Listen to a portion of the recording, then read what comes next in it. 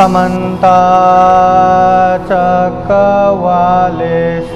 अत्रा गच्छन्तु देवता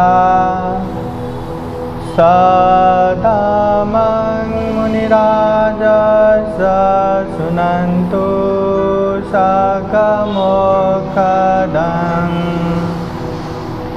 धम्मश्रवणकालो अयं भदन्ता धम्मश्रवणकालो अयं भदन्ता धम्मश्रवणकालो अयं भदन्ता नमो तस्स भगवतो अरहतो सम्मा सम्बुद्दस्स नमो तस्स भगवतो अरहतो सम्मा सम्बुद्दस्स नमो तस्स भगवतो अरहतो सम्मा सम्बुद्दस्स। महाकारुणिक तथागत भगवान बुद्ध को त्रिवार वंदना करता हूँ। महाकारुणिक तथागत बुद्ध द्वारा देशित स्वाख्यात धम्म को त्रिवार वंदना करता हूँ। महाकारुणिक तथागत बुद्ध के आर्य श्रावक संघ को त्रिवार वंदना करता हूँ। परम पूजनीय बोधिसत्व डॉक्टर बाबा साहब अम्बेडकर और कार्यक्रम में सहभागी हुए संपूर्ण श्रद्धा प्रेमी धम्म प्रेमी उपासक उपासिकाएं जो दुख मुक्त होना चाहते हैं, जो सभी क्लेशों से मुक्त होना चाहते हैं, जो सही रूप में प्रयास करना चाहते हैं, ऐसे संत को श्रमणों को दो अति मार्ग छोड़ना चाहिए। कौन सा दो? कामेषु काम सुखलिकानुयोगो, ये शरीर को अति भोग विलासमय जीवन बिताना, ये आँखों से जो मर्जी वही देखते रहने का, कानों से जो मर्जी वही सुनते रहने का, नाक से जो मर्जी वही सुगंध लेके बैठने का, मुंह से जो मर्जी वही खाते रहने का, शरीर से जो मर्जी वही स्पर्श करके बैठने का, ऐसे शरीर को अति भोग विलास में जीवन देना, अति सुख देना, ये अति मार्ग है, इसे छोड़ना चाहिए। और दूसरा अत्किलमथानुयोगो दुखो, अत्किलमथानुयोगो, ये शरीर को अति दुख दे के हम सुगति ब्रह्मलोक पहुंचेंगे करके ज्यादा से ज्यादा दुख दे के बैठना। गर्मी में आग जला के तपस्या करना, ठंडी में ये जो एकदम ठंडे वो चट्टान रहता है ऐसे में बैठ के नदी में डूब के ऐसा तपस्या करना, ये आहार छोड़ना, ऐसे अनेक तरह से शरीर को दुख देना, ये भी अति मार्ग है, इसे भी छोड़ना चाहिए। तो ये दो अति मार्ग के बीच वाला जो रास्ता है, जो मध्यम मार्ग है, वो मध्यम मार्ग अपनाना चाहिए। वो मध्यम मार्ग पे चलेंगे तो दुख मुक्त संभव है और दुख मुक्त हो सकता है। तो तथागत बुद्ध ने वो मध्यम मार्ग, वो दुख मुक्ति के मार्ग, वो सभी तृष्णा क्लेश मुक्त मार्ग और जो निर्वाण प्राप्त करने का, निर्वाण साक्षात्कार करने का मार्ग, जो मध्यम मार्ग बताया, वो मध्यम मार्ग ही आर्य अष्टांगिक मार्ग है। दुख मुक्ति के मार्ग, तृष्णा मुक्त के मार्ग, निर्वाण प्राप्ति के मार्ग। तो ये आर्य अष्टांगिक मार्ग क्या है? जो आर्य जन द्वारा सेवित, आर्य बोले तो जो दुख मुक्त हो चुका है, मार्ग फल प्राप्त हो चुका है, श्रोतापत्ति, सकितागामी, अनागामी, अरहत, और जो दुख मुक्ति के मार्ग पर निरंतर सजग सचेत होके अग्रगामी है, ऐसे लोगों को आर्य बोलते हैं। ये आर्यों का मार्ग है, आर्य मार्ग। और अष्टांग 8 अंग युक्त, 8 मार्ग युक्त ये आर्य अष्टांगिक मार्ग है। अब ये आर्य अष्टांगिक मार्ग 8 मार्ग बोले तो क्या है? सम्यक दृष्टि, सम्यक संकल्प, सम्यक कर्मांत, सम्यक आजीव, सम्यक वचन, सम्यक स्मृति, सम्यक व्यायाम, सम्यक समाधि, ऐसे 8 मार्ग है।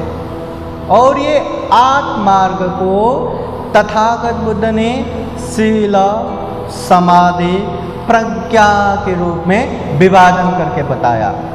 शील, समाधि, प्रज्ञा। वैसे देखा जाए तो तथागत बुद्ध ने बुद्धत्व ज्ञान प्राप्ति के बाद गांव, नगर, जनपद, देश देशांतरचारिका करते हुए जितने भी उपदेश दिए वो धम्म और विनय के रूप में उपदेश दिए। तथागत बुद्ध के महापरिनिर्वाण बाद जो सबसे पहले 500 विशेष अरहत लाभी भिक्षुओं ने संगायना करके बुद्ध के उपदेश संग्रह किया, धम्म और विनय के रूप में संग्रह किया। दूसरे संगायना में यही धम्म और विनय को शुद्धि किया।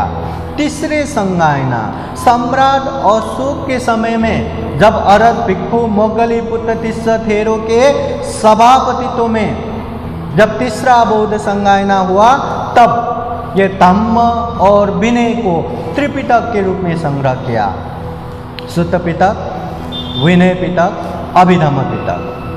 ये सारे त्रिपिटक में तथागत बुद्ध के 84,000 धम्मस्कंद संग्रहित है।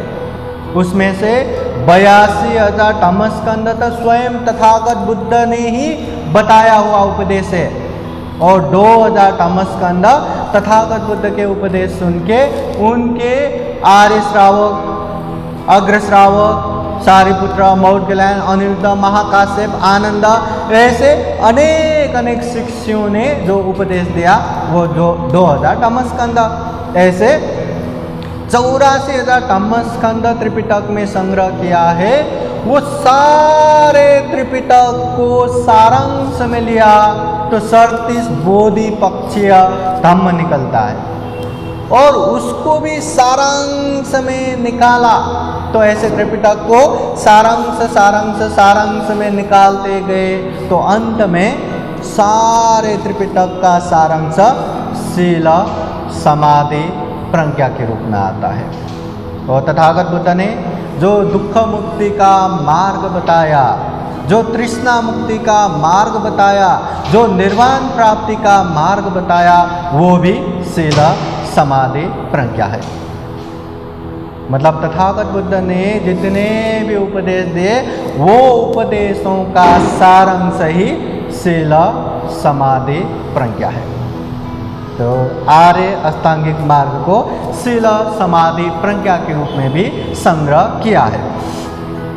अभी ये शील, समाधि, प्रज्ञा में कौन कौन सा आता है? जैसे शील में सम्यक वचन आता है, सम्यक कर्मांत आता है, सम्यक आजीव आता है। ये 3 मार्ग शील में आता है।